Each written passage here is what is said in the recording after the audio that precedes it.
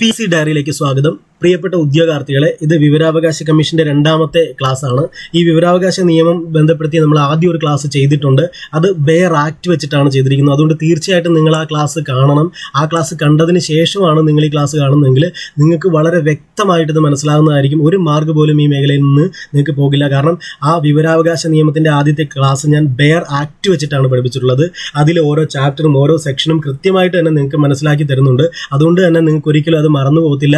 ആ ക്ലാസ് കണ്ടു കഴിയുമ്പോൾ തന്നെ അതിന്റെ സ്ട്രക്ചർ ഫുള്ള് നിങ്ങൾ പഠിച്ചു കഴിഞ്ഞിരിക്കും. ഇനി മറ്റൊരു കാര്യം, ഇത് PSC പരീക്ഷയ്ക്ക് വേണ്ടിയിട്ട് മാത്രമുള്ള ഒരു ടോപ്പിക് അല്ല. PSC പരീക്ഷ എഴുതി നിങ്ങൾക്കൊരു ജോലി കിട്ടി, നിങ്ങൾ ഇരിക്കുന്ന സീറ്റ്, ക്ലർക്കിന്റെ സീറ്റ് വിവരാവകാശ നിയമവുമായി ബന്ധപ്പെട്ട കാര്യങ്ങൾ കൈകാര്യം ചെയ്യുന്ന ഒരു സീറ്റാണെങ്കിൽ അത്തരത്തിൽ വരുന്ന അപേക്ഷകൾ എങ്ങനെ അതിന് മറുപടി കൊടുക്കണം എന്ന് നിങ്ങൾ ഈ രണ്ട് ക്ലാസ്സുകളും കണ്ടു കഴിയുമ്പോൾ നിങ്ങൾക്ക് മനസ്സിലായി. അപ്പോൾ ഈ ഒരു ക്ലാസ്സിനെ സമീപിക്കേണ്ടത് അങ്ങനെ കൂടിയാണ്. ഇത് ജസ്റ്റ് PSC പരീക്ഷയ്ക്ക് വേണ്ടി മാത്രമുള്ള ക്ലാസ് അല്ല. നാളെ നമ്മുടെ തൊഴിൽപരമായിട്ട് നമുക്ക് കുറേ സഹായം കിട്ടുന്ന തരത്തിലേക്കാണ് ഇത് പഠിക്കേണ്ടത്. അതുകൊണ്ട് ആ ഒരു സെൻസിൽ വേണം നിങ്ങൾ പഠിക്കാൻ. അപ്പം ഞാൻ ഒന്നുകൂടെ പറയുന്നു, നിങ്ങൾ ആ വിവരാവകാശ നിയമത്തിന്റെ ബെയർ ആക്ടിന്റെ ക്ലാസ് കണ്ടതിന് ശേഷം ഇത് കാണുകയാണെങ്കിൽ നിങ്ങൾക്ക് വളരെ എളുപ്പമായിരിക്കും. അതുകൂടി കാണാൻ ശ്രമിക്കുക. അത് അപ്ലോഡ് ചെയ്തിട്ടുണ്ട്. അപ്പോൾ നമ്മൾ ഇതിന്റെ വിവരാവകാശ നിയമത്തിന്റെ രണ്ടാമത്തെ ക്ലാസ്സിലേക്ക് നമ്മൾ കിടക്കുകയാണ്. ഇത് കേരള PSCയുടെ 65ാം വാർഷിക വിശേഷാൽ പതിപ്പിൽ കൊടുത്തിട്ടുള്ള വിവരങ്ങളാണ് നമ്മൾ പഠിക്കാൻ പോകുന്നത്. അപ്പോൾ ഇതിൽ ആദ്യമായിട്ട് കൊടുത്തിരിക്കുന്ന നോക്കുക, വിവരാവകാശ കമ്മീഷനെ കുറിച്ചിട്ടാണ് കൊടുത്തിട്ടുള്ളത്. വിവരാവകാശ കമ്മീഷൻ. അപ്പോൾ നോക്കുക, ഇന്ത്യയിലെ വിവരാവകാശ പ്രസ്ഥാനം രൂപം കൊള്ളാനിടയായ സംഭവം നടന്ന രാജസ്ഥാനിലെ പ്രദേശം എന്ന് പറയുന്നത് ഭീം തെഹ്സിലാണ്. ഭീം തെഹ്സിൽ വെറൈറ്റി ആയിട്ടുള്ള ഒരു പോയിന്റാണ്, വ്യത്യസ്തമായ ഒരു പോയിന്റാണ്. ഇന്ത്യയിൽ വിവരാവകാശ പ്രസ്ഥാനം രൂപം കൊള്ളാനിടയായ സംഭവം നടന്ന രാജസ്ഥാനിലെ പ്രദേശമാണ്. രാജസ്ഥാനിലെ പ്രദേശം. രാജസ്ഥാനിൽ ഇതിന് കാരണമായ സംഘടനയൊക്കെ നമ്മൾ പഠിച്ചിട്ടുണ്ട്. മസ്ദൂർ കിസാൻ ശക്തി സംഘടൻ. അതിന് പിന്നിൽ പ്രവർത്തിച്ച നേതാവിനെയും നമുക്കറിയാം, അരുണ റോയ് അല്ലേ. ഇത് അതല്ല, ഇത് വേറൊരു പോയിന്റാണ്. ഇന്ത്യയിൽ വിവരാവകാശ പ്രസ്ഥാനം രൂപം കൊള്ളാനിടയായ സംഭവം നടന്ന രാജസ്ഥാനിലെ പ്രദേശമാണ് ഭീം തെഹ്സിൽ. ഇന്ത്യയിലെ ആദ്യത്തെ മുഖ്യ വിവരാവകാശ കമ്മീഷണർ വജാഹത്ത് ഹബീബുള്ളയാണ്. ഇന്ത്യയിലെ ആദ്യത്തെ മുഖ്യ വിവരാവകാശ കമ്മീഷണർ വജാഹത്ത് ഹബീബുള്ളയാണ്. ഇപ്പോഴത്തെ മുഖ്യ വിവരാവകാശ കമ്മീഷണർ നമുക്കറിയാലേ, ഹീരാലാൽ സാമരിയാണ്. ഇന്ത്യയിലെ ഇപ്പോഴത്തെ മുഖ്യ വിവരാവകാശ കമ്മീഷണർ ഹീരാലാൽ സാമരിയാണ്. ഇന്ത്യയിലെ ആദ്യത്തെ മുഖ്യ വിവരാവകാശ കമ്മീഷണർ വജാഹത്ത് ഹബീബുള്ളയാണ്. വജാഹത്ത് ഹബീബുള്ള. നമുക്ക് അടുത്തൊരു പോയിന്റ് നമുക്ക് നോക്കാം. ഇന്ത്യയിലെ രണ്ടാമത്തെ മുഖ്യ വിവരാവകാശ കമ്മീഷണർ ആരാണ്? അത് AN തിവാരിയാണ്. ഇന്ത്യയിലെ രണ്ടാമത്തെ മുഖ്യ വിവരാവകാശ കമ്മീഷണർ AN തിവാരിയാണ്. മുഖ്യ വിവരാവകാശ കമ്മീഷണറായ ആദ്യ വനിതയാണ് ദീപക് സന്ധു. മുഖ്യ വിവരാവകാശ കമ്മീഷണറായ ആദ്യ വനിതയാണ് ദീപക് സന്ധു. ഇന്ത്യയിൽ മുഖ്യ വിവരാവകാശ കമ്മീഷണറായ രണ്ടാമത്തെ വനിത സുഷമ സിംഗ് ആണ്. രണ്ടാമത്തെ വനിത സുഷമ സിംഗ്. വിവരാവകാശ നിയമത്തിൽ ഒപ്പുവെച്ച Indian president APJ Abdul Kalam ആണ്. APJ അബ്ദുൽ കലാം. വിവരാവകാശ നിയമത്തിൽ ഒപ്പുവെച്ച Indian president APJ Abdul Kalam ആണ്. വിവരാവകാശ നിയമം പാസ്സാക്കുമ്പോൾ ഇന്ത്യൻ പ്രധാനമന്ത്രി മൻമോഹൻ സിംഗ് ആയിരുന്നു. അപ്പോൾ വിവരാവകാശ നിയമം പാസ്സാക്കുമ്പോൾ ഇന്ത്യൻ പ്രധാനമന്ത്രി ആരായിരുന്നു? മൻമോഹൻ സിംഗ് ആയിരുന്നു. വിവരാവകാശ നിയമത്തിൽ ഒപ്പുവെച്ച ഇന്ത്യൻ പ്രസിഡന്റ് APJ അബ്ദുൽ കലാമും വിവരാവകാശ നിയമം പാസ്സാക്കുമ്പോൾ ഇന്ത്യൻ പ്രധാനമന്ത്രി മൻമോഹൻ സിംഗുമായിരുന്നു. കേന്ദ്ര വിവരാവകാശ കമ്മീഷന്റെ ആസ്ഥാന മന്ദിരത്തിന്റെ പേര് CIC ഭവൻ എന്നാണ്. കേന്ദ്ര വിവരാവകാശ കമ്മീഷന്റെ ആസ്ഥാന മന്ദിരത്തിന്റെ പേര് CIC ഭവൻ എന്നാണ്. കേന്ദ്ര വിവരാവകാശ കമ്മീഷന്റെ മുൻ ആസ്ഥാനം അറിയപ്പെടുന്നത് പണ്ട് ഇതിന്റെ പേര് ഓഗസ്റ്റ് ക്രാന്തി ഭവൻ എന്നായിരുന്നു. കേന്ദ്ര വിവരാവകാശ കമ്മീഷന്റെ മുൻ ആസ്ഥാനം അറിയപ്പെടുന്നത് ഓഗസ്റ്റ് ക്രാന്തി ഭവൻ എന്നാണ്. ഇനി മുഖ്യ വിവരാവകാശ കമ്മീഷണറുടെയും വിവരാവകാശ കമ്മീഷണർമാരുടെയും ശമ്പളം, അലവൻസുകൾ, മറ്റ് സേവന വ്യവസ്ഥകൾ എന്നിവ നിശ്ചയിക്കുന്നത് കേന്ദ്ര സർക്കാരാണ്. ഇത് 2019 ഭേദഗതിക്ക് ശേഷമാണ് ഇങ്ങനെയായത്. മുഖ്യ വിവരാവകാശ കമ്മീഷണറുടെയും വിവരാവകാശ കമ്മീഷണർമാരുടെയും ശമ്പളം, അലവൻസുകൾ, മറ്റ് സേവന വ്യവസ്ഥകൾ എന്നിവ നിശ്ചയിക്കുന്നത് കേന്ദ്ര സർക്കാരാണ്. കേന്ദ്ര സർക്കാരിന്റെ അധീനതയിലുള്ള സ്ഥാപനങ്ങളിലെ പബ്ലിക് ഇൻഫർമേഷൻ ഓഫീസറുടെ പേര് സെൻട്രൽ പബ്ലിക് ഇൻഫർമേഷൻ ഓഫീസർ എന്നാണ്. സെൻട്രൽ പബ്ലിക് ഇൻഫർമേഷൻ ഓഫീസർ എന്നാണ്. കേന്ദ്ര സർക്കാരിന്റെ അധീനതയിലുള്ള സ്ഥാപനങ്ങളിലെ പബ്ലിക് ഇൻഫർമേഷൻ ഓഫീസറുടെ പേര് സെൻട്രൽ പബ്ലിക് ഇൻഫർമേഷൻ ഓഫീസർ എന്നാണ്. അടുത്തൊരു ചോദ്യം നോക്കാം. മുഖ്യ വിവരാവകാശ കമ്മീഷണർ, അതേപോലെ ഇൻഫർമേഷൻ കമ്മീഷണർമാർ എന്നിവരെ നിയമിക്കുന്നതിനായി രാഷ്ട്രപതിക്ക് ശുപാർശ ചെയ്യുന്ന പ്രധാനമന്ത്രി തലവനായ സമിതിയിലെ മറ്റംഗങ്ങൾ ലോകസഭാ പ്രതിപക്ഷ നേതാവും പ്രധാനമന്ത്രി നാമനിർദ്ദേശം ചെയ്യുന്ന ഒരു ക്യാബിനറ്റ് മന്ത്രിയുമാണ്. പ്രധാനമന്ത്രി നാമനിർദ്ദേശം ചെയ്യുന്ന ഒരു ക്യാബിനറ്റ് മന്ത്രിയുമാണ്. മുഖ്യ വിവരാവകാശ കമ്മീഷണർ, ഇൻഫർമേഷൻ കമ്മീഷണർമാർ എന്നിവരെ നിയമിക്കുന്നതിനായി രാഷ്ട്രപതിക്ക് ശുപാർശ ചെയ്യുന്ന പ്രധാനമന്ത്രി തലവനായ സമിതിയിലെ മറ്റംഗങ്ങളാണ് ലോകസഭാ പ്രതിപക്ഷ നേതാവ്, പ്രധാനമന്ത്രി നാമനിർദ്ദേശം ചെയ്യുന്ന ഒരു ക്യാബിനറ്റ് മന്ത്രി. രാഷ്ട്രീയ പാർട്ടികൾ പൊതു അധികാരികളുടെ നിർവചനത്തിന്റെ പരിധിയിൽ വരുമെന്ന് കേന്ദ്ര വിവരാവകാശ കമ്മീഷൻ പ്രഖ്യാപിച്ചത് 2013 ജൂൺ 3-നാണ്.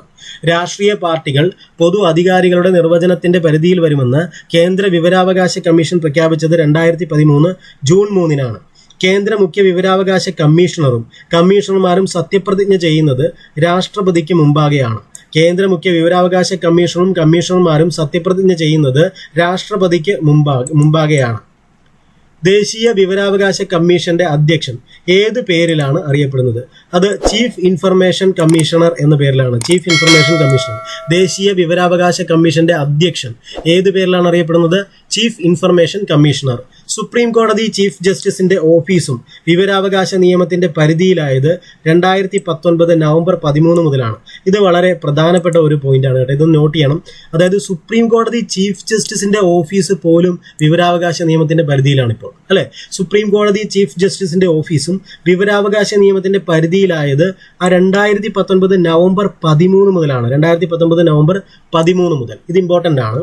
അടുത്തത് 2005 നിലവിൽ വന്ന വിവരാവകാശ നിയമപ്രകാരം മുഖ്യ വിവരാവകാശ കമ്മീഷണർ, കേന്ദ്ര വിവരാവകാശ കമ്മീഷണർമാർ എന്നിവരുടെ ഔദ്യോഗിക കാലാവധി എത്ര വർഷമാണെന്നാണ്. അത് 5 വർഷമാണ്. ഔദ്യോഗിക കാലാവധി 5 വർഷം. ഇത് 2005-ലാണ്. 2005 നിലവിൽ വന്ന വിവരാവകാശ നിയമപ്രകാരം മുഖ്യ വിവരാവകാശ കമ്മീഷണർമാർ, കേന്ദ്ര വിവരാവകാശ കമ്മീഷണർമാർ എന്നിവരുടെ ഔദ്യോഗിക കാലാവധി 5 വർഷമായിരുന്നു. ഇനി വിവരാവകാശ നിയമ ഭേദഗതി ബിൽ ലോകസഭ പാസാക്കിയത് 2019 ജൂലൈ 22-നാണ്. ഇത് അവതരിപ്പിച്ചത് ജൂലൈ 19-നും. ഇപ്പോൾ വിവരാവകാശ നിയമ ഭേദഗതി ബിൽ ലോകസഭ പാസാക്കിയത് 2019 ജൂലൈ 22-നാണ്. ഇത് അവതരിപ്പിച്ചത് ജൂലൈ 19-നും. വിവരാവകാശ നിയമ ഭേദഗതി ബിൽ ലോകസഭയിൽ അവതരിപ്പിച്ച മന്ത്രി ജിതേന്ദ്ര സിംഗ് ആണ്. വിവരാവകാശ നിയമ ഭേദഗതി ബിൽ ലോകസഭയിൽ അവതരിപ്പിച്ച മന്ത്രി ആരാണ്? ജിതേന്ദ്ര സിംഗ്. ജിതേന്ദ്ര സിംഗ് ആ സമയത്ത് personal public grievances and pension ഡിപ്പാർട്ട്മെന്റിന്റെ മന്ത്രിയായിരുന്നു, അല്ലെ? അപ്പോൾ വിവരാവകാശ നിയമ ഭേദഗതി ബിൽ ലോകസഭയിൽ അവതരിപ്പിച്ച മന്ത്രിയാണ് ജിതേന്ദ്ര സിംഗ്. അദ്ദേഹം personal public grievances and pension ഡിപ്പാർട്ട്മെന്റിന്റെ മന്ത്രിയായിരുന്നു. അടുത്തൊരു പോയിന്റ് നോക്കാം. വിവരാവകാശ നിയമപ്രകാരം വിവരം വെളിപ്പെടുത്തേണ്ടതില്ലാത്ത കേന്ദ്ര സർക്കാരിന്റെ ഇന്റലിജൻസ് സെക്യൂരിറ്റി സ്ഥാപനങ്ങളുടെ പട്ടിക ഏത് ഷെഡ്യൂളിലാണെന്ന്? അത് 2ാമത്തെ ഷെഡ്യൂളിലാണ്. ഞാൻ വിവരാവകാശ നിയമത്തിന്റെ ആദ്യത്തെ ക്ലാസ്സിൽ എത്ര ഷെഡ്യൂൾ ഉണ്ട്, എത്ര ചാപ്റ്റർ ഉണ്ട്, എത്ര സെക്ഷൻ ഉണ്ടെന്ന് കൃത്യമായി കാണിച്ചു തന്ന് തന്നെ പഠിപ്പിച്ചിട്ടുണ്ട്. ആ ക്ലാസ് കണ്ടവർക്ക് വളരെ ക്ലിയർ ആണ്, അല്ലെ? 2 ഷെഡ്യൂളുണ്ട്. ഇത് ചോദിച്ചിട്ടുണ്ടായിരുന്നു. വിവരാവകാശ നിയമത്തിൽ എത്ര ഷെഡ്യൂളുകളുണ്ട്? 2 ഷെഡ്യൂളുകൾ. 1ാമത്തെ ഷെഡ്യൂളിൽ പറയുന്നത് എന്താണ്? വിവരാവകാശ നിയമപ്രകാരം നിയമം ഏതൊക്കെ സ്ഥാപനങ്ങളിൽ നിന്ന് ലഭിക്കുമെന്ന് പറയുന്നതാണ് 1ാമത്തെ ഷെഡ്യൂൾ. ആ സ്ഥാപനങ്ങളാണ് 1ാമത്തെ ഷെഡ്യൂളിൽ. 2ാമത്തെ ഷെഡ്യൂളിൽ ഏതൊക്കെ സ്ഥാപനങ്ങളിൽ നിന്നും ആ വിവരങ്ങൾ ചോദിച്ചാൽ കിട്ടില്ല എന്നുള്ളതാണ്. അതായത് വിവരാവകാശ നിയമപ്രകാരം വിവരങ്ങൾ നൽകേണ്ടതില്ലാത്ത സ്ഥാപനങ്ങളുടെ പട്ടികയാണ് 2ാമത്തെ ഷെഡ്യൂളിലുള്ളത്. അതാണ് ഇതിനകത്ത് പറയുന്നത്. വിവരാവകാശ നിയമപ്രകാരം വിവരം വെളിപ്പെടുത്തേണ്ടതില്ലാത്ത കേന്ദ്ര സർക്കാരിന്റെ ഇന്റലിജൻസ് സെക്യൂരിറ്റി സ്ഥാപനങ്ങളുടെ പട്ടികയാണ് ഷെഡ്യൂൾ 2-ൽ പറയുന്നത്. ഇനി വിവരാവകാശ നിയമ ഭേദഗതി ബിൽ രാജ്യസഭ പാസാക്കിയത് 2019 ജൂലൈ 25-നാണ്. വിവരാവകാശ നിയമ ഭേദഗതി ബിൽ രാജ്യസഭ പാസാക്കിയത് 2019 ജൂലൈ 25-നാണ്. വിവരാവകാശ കമ്മീഷണർമാരുടെ സത്യപ്രതിജ്ഞ സംബന്ധിച്ച വിശദാംശങ്ങൾ ഏത് ഷെഡ്യൂളിലാണ്? അത് 1-ാം ഷെഡ്യൂളിലാണ് ഉള്ളത്.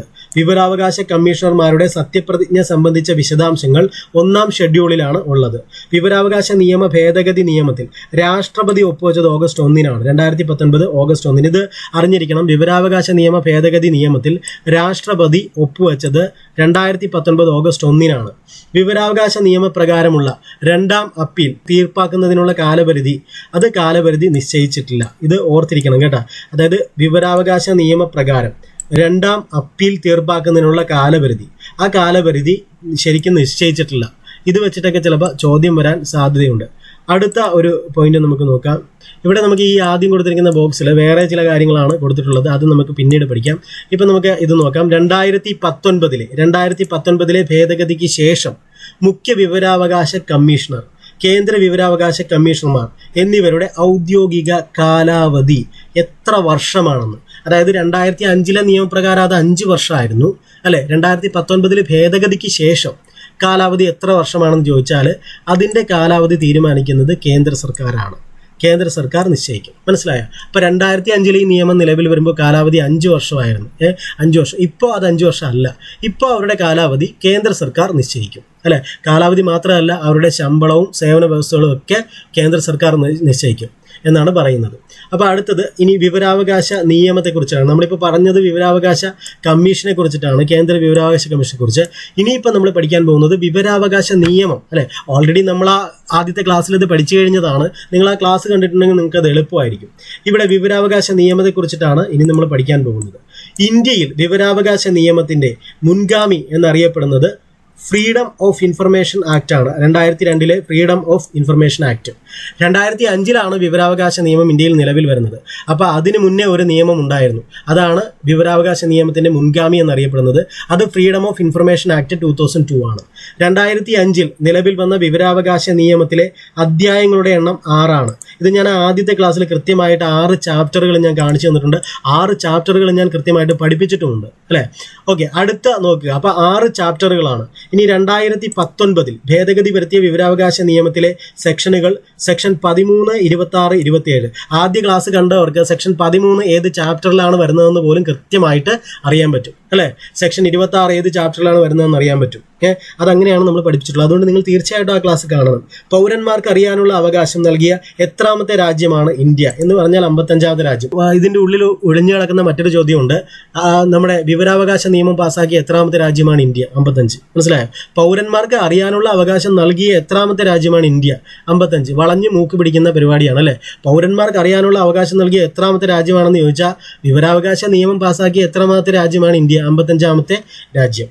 വിവരാവകാശ നിയമത്തിൽ വിവരം ഇത് ഞാൻ കൃത്യമായിട്ട് കാണിച്ച് പഠിച്ചിട്ടുണ്ട്. അതിനകത്ത് വിവരാവകാശ നിയമത്തിൽ വിവരം എന്നതിനെ നിർവചിക്കുന്ന വകുപ്പ് ഏത്? അത് സെക്ഷൻ 2 ആണ്. സെക്ഷൻ 2F ആണ്. Section 2F F information. ആ 2 F ഉണ്ടല്ലോ. F എന്ന് പറഞ്ഞാൽ ഇൻഫർമേഷൻ, F അങ്ങനെ കണക്ട് ചെയ്യാമെന്ന് പറഞ്ഞിട്ട് ഞാനത് കൃത്യമായിട്ട് സെക്ഷൻ 2 ചാപ്റ്റർ 1 സെക്ഷൻ 2F നിങ്ങൾ കൃത്യമായിട്ട് കാണിച്ചു തന്നിട്ടുണ്ട്. അതേപോലെ ജിയും ഒക്കെ നമ്മൾ പഠിക്കുക, എയും ഒക്കെ നമ്മൾ പഠിക്കാൻ പറഞ്ഞിട്ടുണ്ട്. ആ ക്ലാസ് നിങ്ങൾ കണ്ടില്ലെങ്കിൽ നിങ്ങൾക്ക് നഷ്ടമാണ്. പൊതു അധികാര സ്ഥാനങ്ങൾ പബ്ലിക് ഇൻഫർമേഷൻ ഓഫീസറുടെ പേരുകളും ഉദ്യോഗ പേരും പ്രസിദ്ധീകരിക്കണമെന്ന് വ്യവസ്ഥ ചെയ്യുന്ന വിവരാവകാശ നിയമത്തിലെ വകുപ്പ് സെക്ഷൻ 4 ആണ്. പൊതു അധികാര സ്ഥാനങ്ങൾ പബ്ലിക് ഇൻഫർമേഷൻ ഓഫീസർമാരുടെ പേരുകളും ഉദ്യോഗ പേരും പ്രസിദ്ധീകരിക്കണമെന്ന് വ്യവസ്ഥ ചെയ്യുന്ന വിവരാവകാശ നിയമത്തിലെ വകുപ്പ് സെക്ഷൻ 4 ആണ്. എല്ലാ പൗരന്മാർക്കും വിവരാവകാശം ഉറപ്പു നൽകുന്ന നിയമത്തിലെ വകുപ്പ് സെക്ഷൻ 3 ആണ്. സെക്ഷൻ 3 ഇപ്പോൾ നമ്മുടെ ആദ്യത്തെ ക്ലാസ് കണ്ടവർക്കറിയാം സെക്ഷൻ 3, 4, 5 എന്തൊക്കെയാണ് വരുന്നത് എന്നുള്ളത് അല്ലേ. സെക്ഷൻ 3 മുതൽ 11 വരെ ചാപ്റ്റർ 2 വരുന്നത്. ചാപ്റ്റർ 2 വരുന്നതാണ് സെക്ഷൻ 3 മുതൽ 11 വരെ. സെക്ഷൻ 3 പറയുന്നത് എന്താണ്? റൈറ്റ് ടു ഇൻഫർമേഷൻ ആണ്. വിവരം അല്ലെ, ഇന്ത്യയിലെ എല്ലാ പൗരന്മാർക്കും വിവരം ലഭിക്കുന്നതിനുള്ള അല്ലെങ്കിൽ വിവരാവകാശത്തിനുള്ള അവകാശമുണ്ടെന്നാണ് പറയുന്നത്. ഇന്ത്യയിലെ എല്ലാ പൗരന്മാർക്കും വിവരാവകാശം ഉറപ്പു നൽകുന്ന വകുപ്പാണ് സെക്ഷൻ 3 എന്ന് പറയുന്നത് അല്ലെ. ഈ സെക്ഷൻ 3 നമ്മൾ മറ്റൊരു പേരിൽ അറിയപ്പെടുമല്ലോ. എങ്ങനെയാണ്? വിവരാവകാശ നിയമത്തിന്റെ ആത്മാവ് എന്നറിയപ്പെടുന്നത് സെക്ഷൻ 3 ആണ് അല്ലെ. സെക്ഷൻ 4 എന്താണ് പറയുന്നത്? ഒബ്ലിഗേഷൻസ് ഓഫ് പബ്ലിക് അതോറിറ്റീസ്, പൊതു അധികാര സ്ഥാനങ്ങളുടെ കടമകളെ പറ്റി പറയുന്നതാണ് സെക്ഷൻ 4 പറയുന്നത്. Section 5 designation of public information officer, ഒരു പബ്ലിക് ഇൻഫർമേഷൻ ഓഫീസറുടെ നിയമനത്തെ കുറിച്ച് പറയുന്നു. അപ്പോൾ സെക്ഷൻ 3 പറയുന്നു നമുക്ക് വിവരാവകാശത്തിനുള്ള അർഹതയുണ്ടെന്ന്. അങ്ങനെയാണെങ്കിൽ ആ വിവരങ്ങൾ നൽകാൻ ബാധ്യതപ്പെട്ട അധികാര സ്ഥാപനങ്ങളുണ്ടല്ലോ, ആ സ്ഥാപനങ്ങളുടെ കടമകളെ പറ്റി പറയുന്നതാണ് സെക്ഷൻ 4. അങ്ങനെ സെക്ഷൻ 4 കടമകളുണ്ടെന്ന് പറയുന്നു. അവിടെ ശരിക്കും പറഞ്ഞാൽ നമുക്ക് വിവരം ലഭ്യമാക്കി തരാൻ ഒരു ഉദ്യോഗസ്ഥനുണ്ട്. ആ ഉദ്യോഗസ്ഥന്റെ നിയമനത്തെ പറ്റി പറയുന്നതാണ് സെക്ഷൻ 5 അല്ലെ. അപ്പൊ വിവരങ്ങൾ ലഭിക്കാൻ നമുക്ക് അർഹതയുണ്ടെന്ന് പറയുന്നത് സെക്ഷൻ 3 ആണ്. അങ്ങനെ അർഹതയുണ്ടെങ്കിൽ അത് തരാൻ ഉത്തരവാദിത്തപ്പെട്ട സ്ഥാപനങ്ങൾക്ക് ചില കടമകളുണ്ടെന്ന് പറയുന്നത് സെക്ഷൻ 4. അങ്ങനെ ആ കടമകളുടെ അടിസ്ഥാനത്തിൽ അവിടെ ഒരാള് നമുക്ക് പ്രത്യേകിച്ച് നമുക്ക് ഈ വിവരങ്ങൾ ലഭ്യമാക്കി തരാനുണ്ട്. അതാണ് പബ്ലിക് ഇൻഫർമേഷൻ ഓഫീസർ. ആ പബ്ലിക് ഇൻഫർമേഷൻ ഓഫീസറുടെ നിയമനത്തെ കുറിച്ച് പറയുന്നത് സെക്ഷൻ 5. അങ്ങനെയാണ്. അപ്പോൾ നമുക്ക് വിവരങ്ങൾ ലഭിക്കാൻ അർഹതയുമുണ്ട്, വിവരം തരാൻ ഒരു സ്ഥാപനമുണ്ട്, ആ സ്ഥാപനത്തിൽ ഒരു ഉദ്യോഗസ്ഥനുമുണ്ട്. എങ്കിൽ നമ്മൾ എങ്ങനെ വിവരം ചോദിക്കും? അതാണ് നമ്മൾ അപേക്ഷ എഴുതിയാണ് വിവരം ചോദിക്കുന്നത് അല്ലേ. അപ്പോൾ അപേക്ഷ എഴുതി വിവരം ചോദിക്കുന്ന ആ അപേക്ഷയെക്കുറിച്ച് പറയുന്നതാണ് സെക്ഷൻ 6. അങ്ങനെ നമ്മളൊരു അപേക്ഷയിലൂടെ വിവരം ചോദിച്ചാൽ ആ വിവരത്തിന് ഒരു റിപ്ലൈ തരണമല്ലോ, അതായത് ആ അപേക്ഷയുടെ തീർപ്പാക്കൽ, അതാണ് സെക്ഷൻ 7 അല്ലേ. ഇനി നമ്മളൊരു വിവരം ചോദിച്ചപ്പോൾ ആ വിവരം അയാൾക്ക് ഗവൺമെന്റ് റൂൾ അനുസരിച്ച് തരാൻ പറ്റുന്നതാണോ അല്ലയോ എന്നുള്ളത് നോക്കണം. അത് പറയുന്നതാണ് സെക്ഷൻ 8. സെക്ഷൻ 8 പറയുന്ന കാര്യങ്ങളാണ് ഈ വിവരാവകാശ നിയമപ്രകാരം ഇയാൾ ചോദിച്ചിട്ടുള്ളതെങ്കിൽ അത് കൊടുക്കേണ്ട കാര്യമില്ല. അതാണ് സെക്ഷൻ 8 പറയുന്നത്. സെക്ഷൻ 8 എന്താണ്? വിവരം വെളിപ്പെടുത്തലിൽ നിന്നും ഒഴിവാക്കിയിട്ടുള്ള കാര്യങ്ങളാണ് സെക്ഷൻ 8. സെക്ഷൻ 9 പറയുന്നത് എന്താണ്? ഈ തന്നിരിക്കുന്ന വിവരാവകാശ അപേക്ഷ സെക്ഷൻ 9 പ്രകാരം സെക്ഷൻ 9 പറയുന്നത് വിവരങ്ങൾ നിരസിക്കാനുള്ള മറ്റു ചില കാരണങ്ങളാണ്, അതായത് റിജക്റ്റ് ചെയ്യാനുള്ള കാരണങ്ങളാണ്. ഇയാൾ തന്നിരിക്കുന്ന അപേക്ഷ സെക്ഷൻ 9 പറയുന്ന കാര്യങ്ങളുമായിട്ട് ബന്ധപ്പെട്ടതാണെങ്കിൽ ആ അപേക്ഷ നമുക്ക് റിജക്റ്റ് ചെയ്യാൻ പറ്റും. അതാണ് സെക്ഷൻ 9. ഇതാണ് ഓർഡറിലാണ് നമ്മൾ പഠിക്കുന്നത്. ഇത് നിങ്ങൾ തീർച്ചയായിട്ടും ആദ്യത്തെ ക്ലാസ് കാണുകയാണെങ്കിൽ നിങ്ങൾക്ക് ഇത് കൃത്യമായിട്ട് മനസ്സിലാകും. ഇനി സെക്ഷൻ 11 പറയുന്നത് എന്താണ്? അത് മൂന്നാം കക്ഷി വിവരത്തെ കുറിച്ചിട്ടാണ്. അതായത് അപേക്ഷ തരുന്ന ആളും അപേക്ഷ മേടിച്ച ആളും അല്ലാതെ അടുത്തൊരാളെ കുറിച്ചിട്ടാണ് ആ അപേക്ഷയിൽ പറഞ്ഞിട്ടുള്ളതെങ്കിൽ അതാണ് മൂന്നാം കക്ഷി. ആ മൂന്നാം കക്ഷിയെ കുറിച്ചുള്ള കാര്യങ്ങളാണ് സെക്ഷൻ 11 പറയുന്നത്. അപ്പൊ ചാപ്റ്റർ 2 സെക്ഷൻ 3 മുതൽ 11 വരെ ഉള്ള സെക്ഷനാണുള്ളത്. ചാപ്റ്റർ 2 3 മുതൽ സെക്ഷൻ 11 വരെ ഉള്ളത്. സെക്ഷൻ 3 മുതൽ 11 വരെ ചാപ്റ്റർ 2 ഉള്ളത്. അപ്പോൾ അത് നിങ്ങൾ ആദ്യത്തെ ക്ലാസ് കാണാൻ ശ്രമിക്കുക. അടുത്ത ഒരു പോയിന്റ് നമുക്ക് നോക്കാം. 2005 നിലവിൽ വന്ന ദേശീയ വിവരാവകാശ നിയമത്തിലെ സെക്ഷനുകൾ എത്ര എണ്ണമാണ്? സെക്ഷനുകൾ 31 എണ്ണമാണ്. നമ്മൾ കണ്ട് മനസ്സിലാക്കിയതാണ്. 2 ഷെഡ്യൂളുണ്ട്, 6 ചാപ്റ്റർ ഉണ്ട്, 31 സെക്ഷൻ ഉണ്ട്. 2005 വിവരാവകാശ നിയമത്തിന് അനുബന്ധമായുള്ള പട്ടികകൾ ഷെഡ്യൂൾ 2 ഷെഡ്യൂൾ ഉണ്ട് അല്ലെ, 31 സെക്ഷൻ ഉണ്ട്, 6 ചാപ്റ്റർ ഉണ്ട്. 2005 വിവരാവകാശ നിയമത്തിന്റെ 2ാം പട്ടികയിൽ നൽകിയിട്ടുള്ള ആകെ സ്ഥാപനങ്ങൾ എത്ര? അത് 22 സ്ഥാപനങ്ങളാണ് നൽകിയിട്ടുള്ളത്. 22 സ്ഥാപനങ്ങൾ. ആകെ സ്ഥാപനങ്ങൾ എത്രയാണ്? 22 ആണ്. 22.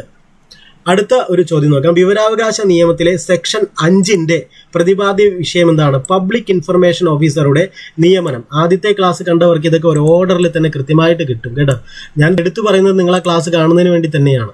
വിവരാവകാശ നിയമപ്രകാരം വിവരം ലഭിക്കുന്നതിനുള്ള അപേക്ഷയെക്കുറിച്ച് പ്രതിപാദിക്കുന്നത് 6 കണ്ട, സെക്ഷൻ 6 ഞാനിപ്പോൾ പറഞ്ഞതേ ഉള്ളൂ. വിവരാവകാശ നിയമപ്രകാരമുള്ള അപേക്ഷയുടെ തീർപ്പാക്കലിനെ കുറിച്ച് സംസാരിക്കുന്നത് അല്ലെ, പ്രതിപാദിക്കുന്നത് വകുപ്പ് സെക്ഷൻ 7 അല്ലെ. അപ്പോൾ സെക്ഷൻ 3 റൈറ്റ് ടു ഇൻഫർമേഷൻ ആണ്, വിവരം ലഭിക്കുന്നതിനെ കുറിച്ച്. സെക്ഷൻ 4 വിവരങ്ങൾ നൽകേണ്ട പൊതു അധികാര സ്ഥാപനങ്ങളുടെ കടമകളെ കുറിച്ച്. സെക്ഷൻ 5 പബ്ലിക് ഇൻഫർമേഷൻ ഓഫീസറുടെ നിയമനത്തെക്കുറിച്ച്. സെക്ഷൻ 6 അപേക്ഷയെക്കുറിച്ച്, അപേക്ഷ കൊടുക്കേണ്ട ഇതെങ്ങനെയുള്ളതിനെ കുറിച്ച്. അപേക്ഷയെക്കുറിച്ച് പ്രതിപാദിക്കുന്നത് സെക്ഷൻ 6. സെക്ഷൻ 7 അപേക്ഷയുടെ തീർപ്പാക്കൽ. സെക്ഷൻ 8 അപേക്ഷയിൽ നിന്നും അല്ലെ ഒഴിവാക്കപ്പെട്ടിട്ടുള്ള കാര്യങ്ങളെക്കുറിച്ച്. സെക്ഷൻ 8 വിവരം നൽകുന്നതിൽ നിന്നും ഒഴിവാക്കപ്പെട്ടിട്ടുള്ള കാര്യങ്ങളെക്കുറിച്ച്. സെക്ഷൻ 8. സെക്ഷൻ 9 അപേക്ഷ നിരസിക്കുന്നത് എങ്ങനെ, അതിൽ അപേക്ഷയുടെ നിരസിക്കലിനെ കുറിച്ചിട്ടാണ്. സെക്ഷൻ 9 റിജക്ഷൻ ആണ്. സെക്ഷൻ 11 മൂന്നാം കക്ഷി വിവരങ്ങൾ. അപ്പൊ ഇനി ഇത് പറയുന്നില്ല, ബോറായിരിക്കും എപ്പോഴെപ്പോഴും പറയുന്നത്.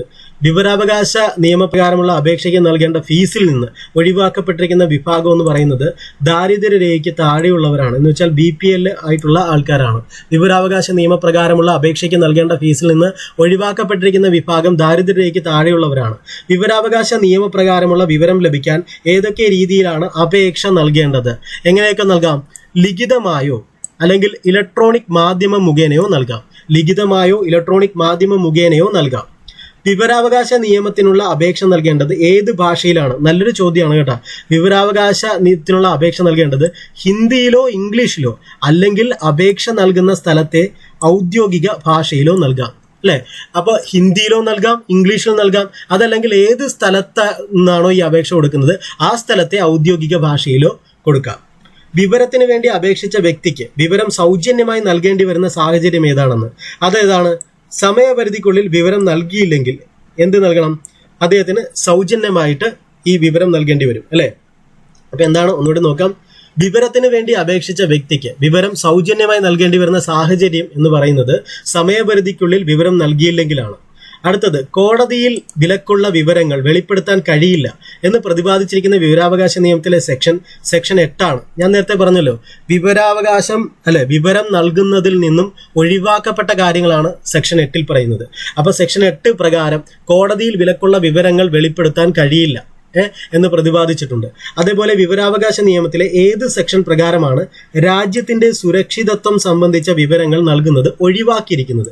സെക്ഷൻ 8 പ്രകാരം രാജ്യത്തിന്റെ സുരക്ഷിതത്വ സംബന്ധിച്ച വിവരങ്ങളാണ് ഇയാൾ ചോദിച്ചിട്ടുള്ളതെങ്കിൽ സെക്ഷൻ 8 പ്രകാരം അത് കൊടുക്കേണ്ടതില്ല.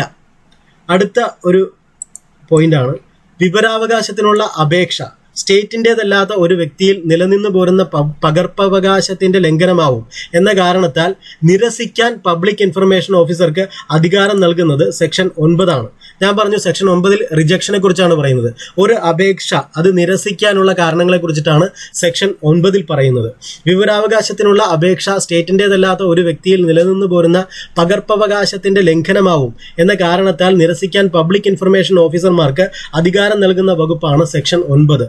മൂന്നാം കക്ഷിയെ സംബന്ധിക്കുന്ന വിവരങ്ങളുടെ വെളിപ്പെടുത്തലിനെ കുറിച്ച് പ്രതിപാദിക്കുന്ന വിവരാവകാശ നിയമത്തിലെ സെക്ഷൻ 11 ആണ്. വളരെ ഇമ്പോർട്ടന്റ് ആണ്. മൂന്നാം കക്ഷിയെ സംബന്ധിക്കുന്ന വിവരങ്ങളുടെ വെളിപ്പെടുത്തലിനെ കുറിച്ച് പ്രതിപാദിക്കുന്ന വിവരാവകാശ നിയമത്തിലെ സെക്ഷൻ 11 ആണ്. പിഴയെക്കുറിച്ച് പ്രതിപാദിക്കുന്ന വിവരാവകാശ നിയമത്തിലെ സെക്ഷൻ 20 ആണ്. പെനാൽറ്റീസ് സെക്ഷൻ 20 ആണ്. അതേപോലെ അപ്പീൽ കൊടുക്കാൻ അപ്പീലിനെ കുറിച്ച് സംസാരിക്കുന്നത് സെക്ഷൻ 19 ആണ്. ഇതൊക്കെ നമ്മൾ പഠിച്ചിട്ടുള്ളതാണ്. അപ്പോൾ നോക്കുക, 1923 ഔദ്യോഗിക നിയമത്തിന് വിരുദ്ധമായി വിവരാവകാശങ്ങൾ നൽകാൻ പാടില്ല എന്ന് അനുശാസിക്കുന്ന വിവരാവകാശ നിയമത്തിലെ വകുപ്പ് 22 ആണ്. 1923 ഔദ്യോഗിക നിയമത്തിന് വിരുദ്ധമായി വിവരങ്ങൾ നൽകാൻ പാടില്ല എന്ന് അനുശാസിക്കുന്ന വിവരാവകാശ നിയമത്തിലെ വകുപ്പ് 22 ആണ്. കേന്ദ്ര വിവരാവകാശ കമ്മീഷന്റെ രൂപവൽക്കരണത്തെക്കുറിച്ച് പ്രതിപാദിക്കുന്നത് 12 ആണ്. അല്ലെ, കേന്ദ്ര വിവരാവകാശ കമ്മീഷൻ നമ്മളത് പഠിച്ചിട്ടുള്ളതാണ്. ചാപ്റ്റർ 3 കേന്ദ്ര വിവരാവകാശ കമ്മീഷനെ കുറിച്ച്, അല്ലെങ്കിൽ അധ്യായം 3 അധ്യായത്തിലാണ് കേന്ദ്ര വിവരാവകാശ കമ്മീഷനെ കുറിച്ച് പ്രതിപാദിക്കുന്നത്. 3 അധ്യായത്തിൽ 3 സെക്ഷനാണുള്ളത്. 3 അധ്യായത്തിൽ 3 സെക്ഷനാണുള്ളത്, 12, 13, 14. അതിൽ 12ാമത്തെ സെക്ഷൻ പറയുന്നത് മുഖ്യ വിവരാവകാശ കമ്മീഷൻ കേന്ദ്ര വിവരാവകാശ കമ്മീഷന്റെ നിയമനത്തെ കുറിച്ചിട്ടാണ് സെക്ഷൻ 12 പറയുന്നത്. സെക്ഷൻ 13 ഇവരുടെ കാലാവധിയും സേവന വ്യവസ്ഥകളുമാണ് സെക്ഷൻ 13 പറയുന്നത്. സെക്ഷൻ 14 അവരുടെ റിമൂവലിനെ കുറിച്ചിട്ടാണ്. കേന്ദ്ര വിവരാവകാശ കമ്മീഷനിലെ മുഖ്യ വിവരാവകാശ കമ്മീഷണറെയോ വിവരാവകാശ കമ്മീഷണർമാരെയോ നീക്കം ചെയ്യുന്നതുമായി ബന്ധപ്പെട്ടതാണ് സെക്ഷൻ 14 പറയുന്നത്. അപ്പോൾ ചാപ്റ്റർ 3 കേന്ദ്ര വിവരാവകാശ കമ്മീഷനെ കുറിച്ച് പറയുന്നത്. കേന്ദ്ര വിവരാവകാശ കമ്മീഷന്റെ രൂപീകരണം സെക്ഷൻ 12, അവരുടെ സേവന വ്യവസ്ഥകൾ സെക്ഷൻ 13, അവരെ നീക്കം ചെയ്യുന്നത് സെക്ഷൻ 14. പബ്ലിക് ഇൻഫർമേഷൻ ഓഫീസർ വിവരാവകാശ അപേക്ഷയിൽ നൽകിയ മറുപടിയിൽ യോജിപ്പില്ലാത്ത പക്ഷം അപേക്ഷകന് അപ്പീൽ നൽകാനുള്ള അവകാശം നൽകുന്നത് സെക്ഷൻ 19 ആണ്. നമ്മൾ പഠിച്ചിട്ടുണ്ടല്ലേ സെക്ഷൻ 19 അപ്പീലിനെ കുറിച്ചിട്ടാണ് പറയുന്നതെന്ന് നമ്മൾ പഠിച്ചിട്ടുണ്ട്. ഇത് ചാപ്റ്റർ 5 വരുന്നതെന്ന് നിങ്ങൾക്കറിയാം. ചാപ്റ്റർ 5 18, 19, 20 എന്ന സെക്ഷനുകളാണുള്ളത്. അതിൽ 18 പറയുന്നത് എന്താണ്? സെക്ഷൻ 18 പറയുന്നത് ഈ പറയുന്ന വിവരാവകാശ കമ്മീഷൻ, കേന്ദ്ര വിവരാവകാശ കമ്മീഷന്റെയും മുഖ്യ വിവരാവകാശ കമ്മീഷന്റെയും ചുമതലകളെ കുറിച്ചിട്ടാണ് സെക്ഷൻ 18 പറയുന്നത്. സെക്ഷൻ 19 അപ്പീലിനെ കുറിച്ച് പറയുന്നു. സെക്ഷൻ 20 സെക്ഷൻ 20 പെനാൽറ്റി, ശിക്ഷയെക്കുറിച്ച് പറയുന്നു. ഇത് നമ്മൾ കഴിഞ്ഞ ക്ലാസ്സിൽ പറഞ്ഞിട്ടുള്ളതാണ്.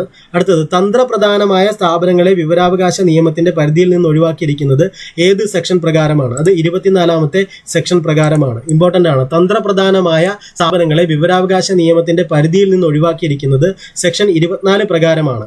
സാധാരണ നിലയിൽ വിവരാവകാശ നിയമപ്രകാരം ലഭിച്ച അപേക്ഷയിൽ എത്ര ദിവസത്തിനകം പബ്ലിക് ഇൻഫർമേഷൻ ഓഫീസർ അപേക്ഷകന് വിവരം നൽകണം? 30 ദിവസത്തിനകം വിവരം നൽകണമെന്നാണ്. 30 ദിവസത്തിനകം. സാധാരണ നിലയിൽ വിവരാവകാശ നിയമപ്രകാരം ലഭിച്ച അപേക്ഷയിൽ എത്ര ദിവസത്തിനകം പബ്ലിക് ഇൻഫർമേഷൻ ഓഫീസർ അപേക്ഷകന് വിവരം നൽകണം? 30 ദിവസത്തിനകം വിവരം നൽകണമെന്നാണ്. അടുത്ത ഒരു പേജ് നമുക്ക് നോക്കാം. നിങ്ങൾക്ക് ഈ ചാനൽ ഇഷ്ടപ്പെടുന്നുണ്ട്, പ്രയോജനപ്പെടുന്നുണ്ടെങ്കിൽ നിങ്ങൾ തീർച്ചയായും സബ്സ്ക്രൈബ് ചെയ്യണം. നിങ്ങളുടെ സുഹൃത്തുക്കൾക്ക് ഷെയർ ചെയ്യണം. നിങ്ങൾക്കിത് കൂടുതൽ ഗുണം ചെയ്യുന്നുണ്ടെങ്കിൽ തീർച്ചയായിട്ടും ലൈക്ക് കൂടി ചെയ്യുക. അപ്പോൾ അടുത്തൊരു പോയിന്റ് നോക്കുക. 1ാം അപ്പീൽ അധികാരി അപ്പീലിന്മേൽ തീർപ്പ് കൽപ്പിക്കേണ്ട സമയപരിധി എന്ന് പറയുന്നത് 30 ദിവസമാണ്.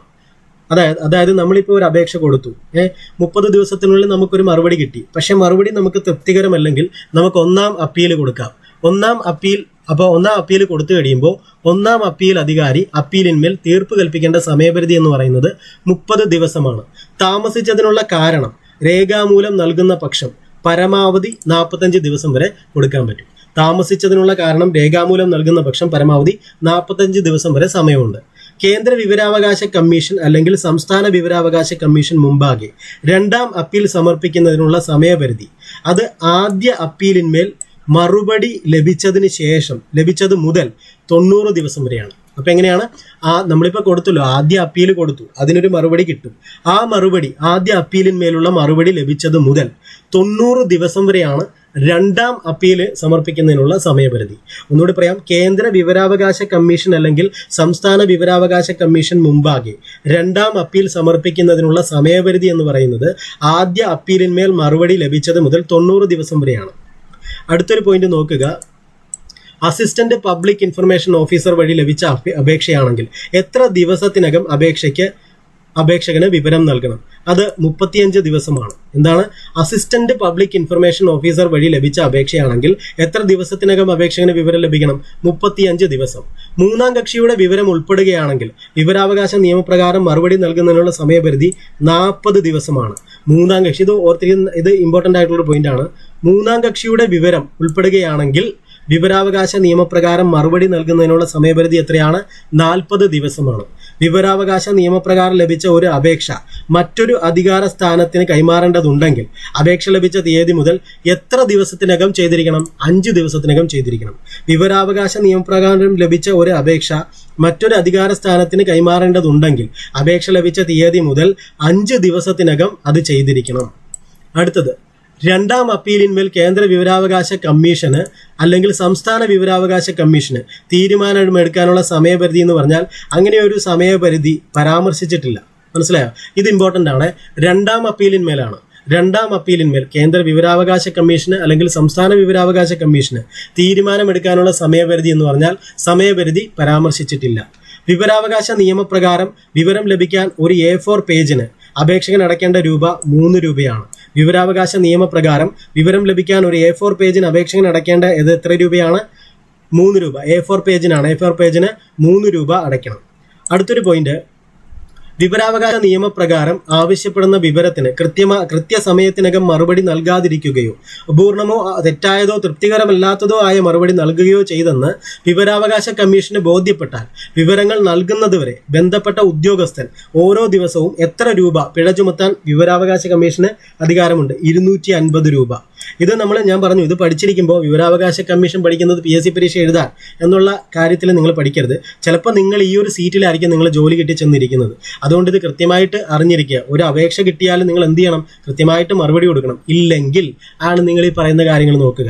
വിവരാവകാശ നിയമപ്രകാരം ആവശ്യപ്പെടുന്ന വിവരത്തിന് കൃത്യസമയത്തിനകം മറുപടി നൽകാതിരിക്കുകയോ അപൂർണമോ തെറ്റായതോ തൃപ്തികരമല്ലാത്തതോ ആയ മറുപടി നൽകുകയോ ചെയ്തെന്ന് വിവരാവകാശ കമ്മീഷന് ബോധ്യപ്പെട്ടാൽ വിവരങ്ങൾ നൽകുന്നത് വരെ ബന്ധപ്പെട്ട ഉദ്യോഗസ്ഥന് ഓരോ ദിവസവും 250 രൂപ പിഴ ചുമത്താൻ വിവരാവകാശ കമ്മീഷന് അധികാരമുണ്ട്. വെറുതെ കയ്യിൽ നിന്ന് പൈസ പോകും. ഒരു വ്യക്തിയുടെ ജീവനും സ്വാതന്ത്ര്യവും സംബന്ധിച്ച വിവരങ്ങൾ വിവരാവകാശ നിയമപ്രകാരം ആവശ്യപ്പെട്ടാൽ എത്ര മണിക്കൂറിനുള്ളിൽ നൽകണം? 48 മണിക്കൂറിനുള്ളിൽ നൽകണം.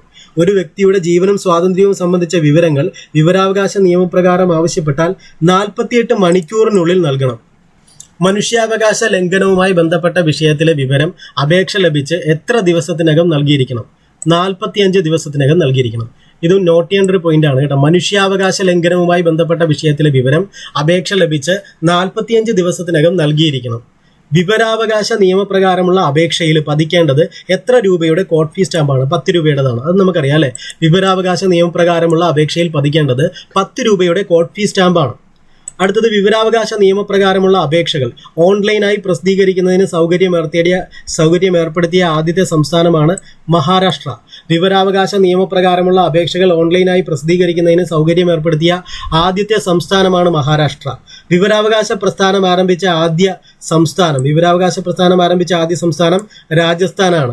ഇത് 2005 വിവരാവകാശ നിയമം നിലവിൽ വന്നതിന് ശേഷം ആരംഭിച്ച ആദ്യ സംസ്ഥാനമാണ് രാജസ്ഥാൻ അല്ലെ. 2005 വിവരാവകാശ നിയമം അവതരിപ്പിക്കപ്പെടുന്നതിന് മുമ്പ് തന്നെ എന്ത് ചെയ്തിട്ടുണ്ട്?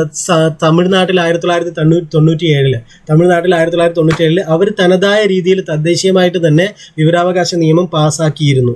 അതുകൊണ്ട് വിവരാവകാശ നിയമം ആരംഭിച്ച ആദ്യത്തെ സംസ്ഥാനം എന്ന് ചോദിച്ചാൽ ശരിക്കും വിവരാവകാശ നിയമം തദ്ദേശീയമായി പാസ്സാക്കിയ ആദ്യത്തെ സംസ്ഥാനം ഏതെന്ന് ചോദിച്ചാൽ അത് തമിഴ്നാടാണ്. 1997 എങ്കിൽ 2005 വിവരാവകാശ നിയമപ്രകാരം വിവരാവകാശ നിയമം നിലവിൽ വന്ന ആദ്യത്തെ സംസ്ഥാനമാണ് രാജസ്ഥാൻ. ഇത് ഞാൻ ആദ്യത്തെ ക്ലാസ്സിൽ കൃത്യമായിട്ട് തുടക്കത്തിൽ തന്നെ പറഞ്ഞിട്ടുണ്ട്. ആ കൺഫ്യൂഷൻ ഒഴിവാക്കിയിട്ടുണ്ട്.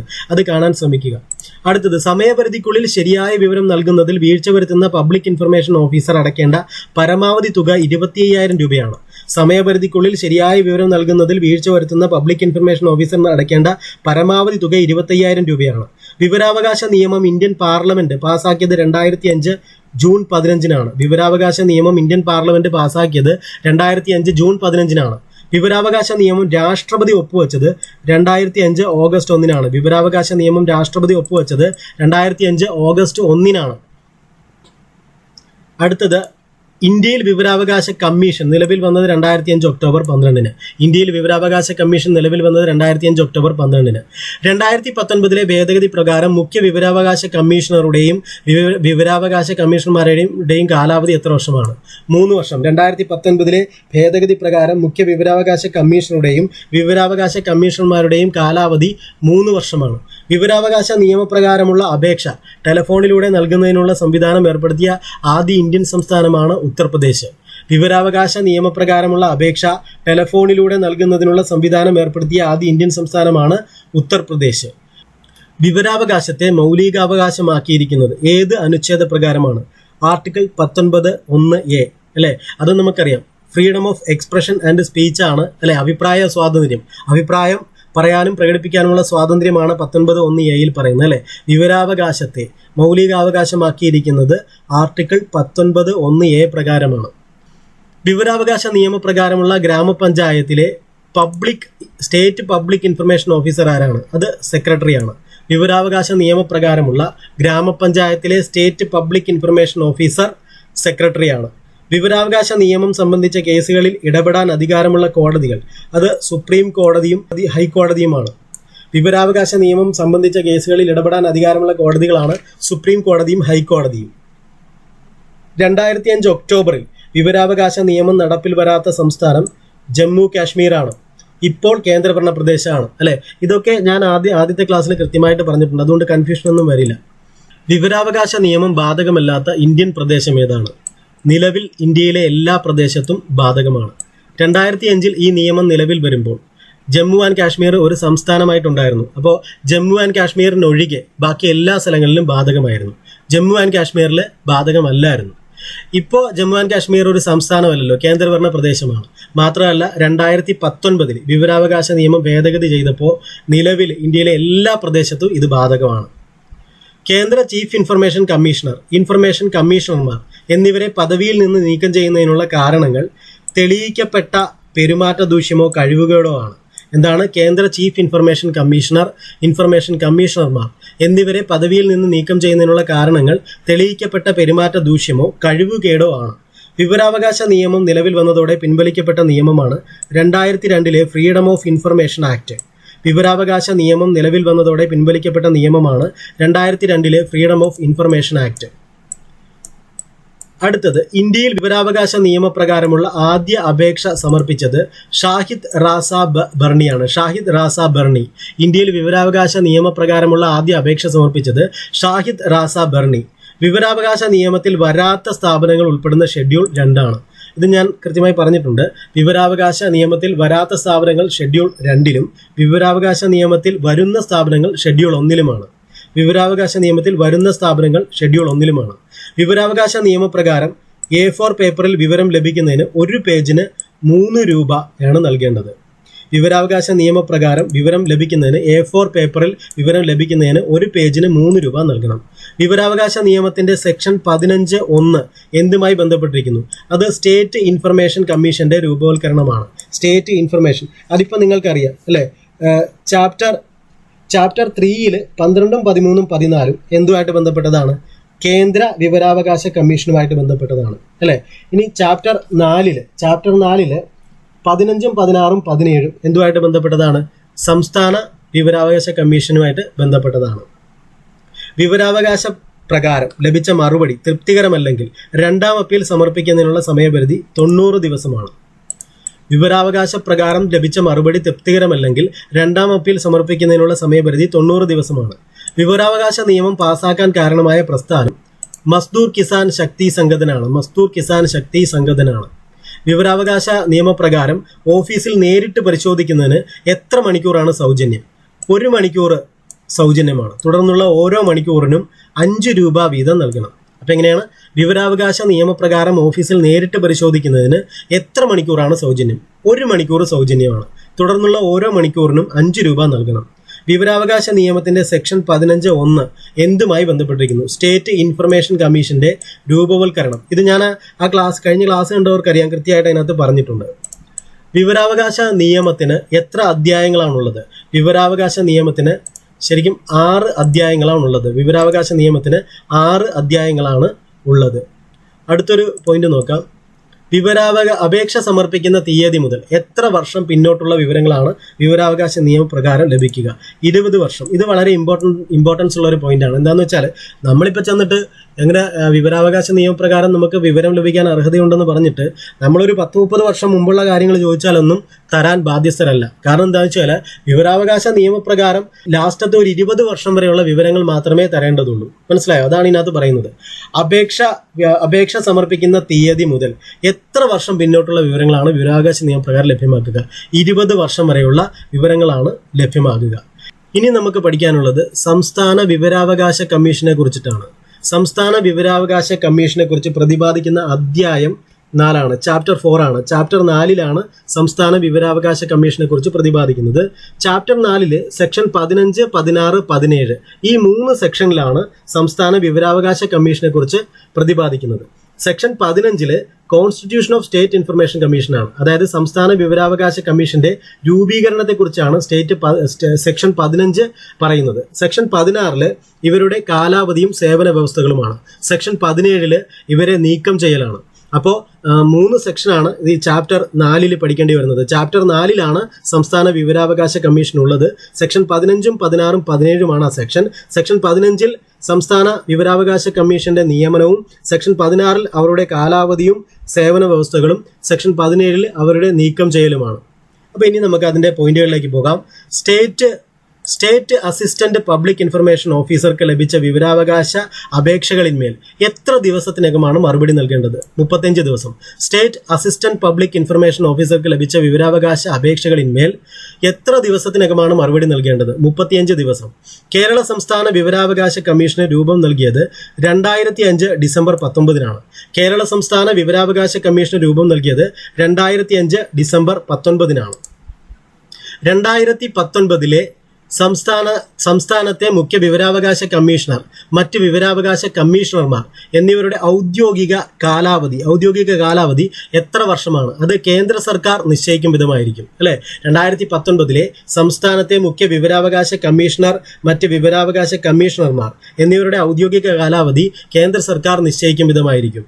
മുഖ്യ വിവരാവകാശ കമ്മീഷണർ ഉൾപ്പെടെ കേരള സംസ്ഥാന വിവരാവകാശ കമ്മീഷന്റെ അംഗബലം 6 മുഖ്യ വിവരാവകാശ കമ്മീഷണർ ഉൾപ്പെടെ കേരള സംസ്ഥാന വിവരാവകാശ കമ്മീഷന്റെ അംഗബലം 6 സംസ്ഥാന വിവരാവകാശ കമ്മീഷനുകളുടെ ശമ്പളം, കാലാവധി എന്നിവ നിശ്ചയിക്കുന്നത് കേന്ദ്ര സർക്കാരാണ്.